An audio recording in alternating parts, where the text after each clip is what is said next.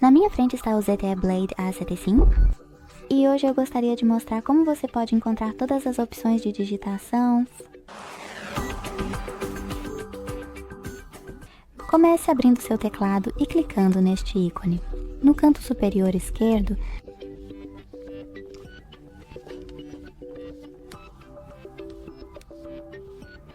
em seguida, role até o final para clicar em Mais.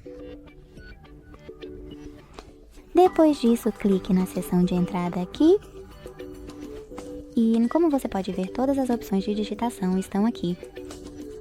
Se você quiser gerenciar mais delas, clique em avançado e opere todas essas também. Muito obrigado por assistir. Se você gostou deste vídeo, deixe um like, comente e se inscreva. Tchau!